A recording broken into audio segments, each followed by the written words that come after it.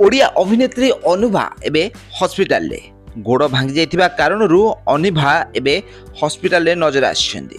तो आपण माने अनुभा को तो बेस भल भाबरे जानिथिबे। शूटिंग सेट रे अनुभा को गोड़ भांगी जाइथिबा कथा नजर आछि। अनुभा पुष्पा पंडा को झियो अटंती। ओडिया अभिनेत्री पुष्पा पंडा बॉलीवुड इंडस्ट्री पई प्राय 30 रु 35 वर्ष हेबो काम करि आछिसेंती।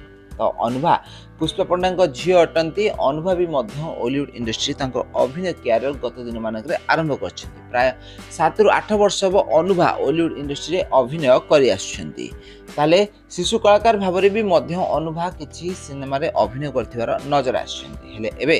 अनुभा को प्राय 25 रु 26 वर्ष बयस हो गलानी। अनुभा प्राय 7 रु 8 ओडिया सिनेमा अभिनय कर सारी।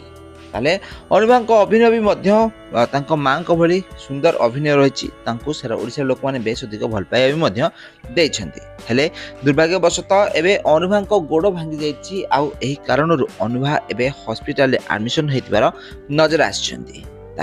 आपण माने अनुभा और तांकर सिनेमा तो निश्चित भाव में देखिथिबे। अनुभा निज कैरियर मध्य प्राय 7 रु 8 ओडिया सिनेमा अभिनय करिसेंती। छोट बेलू पुष्पा पंडा माँ पुष्पा पंडा ठारू अभिनय शिखिचंती अनुभा।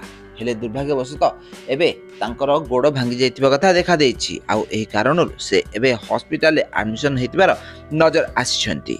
ताले हॉस्पिटल ले तांको गोड़ संपूर्ण भाव में सर्जरी होइछि। आउ सेथिरे प्लास्टर कराइतिबार नजर आछि। आउ आगामी दिन मानक से ठीक हो जिवे बोली डॉक्टर कहिसेंती।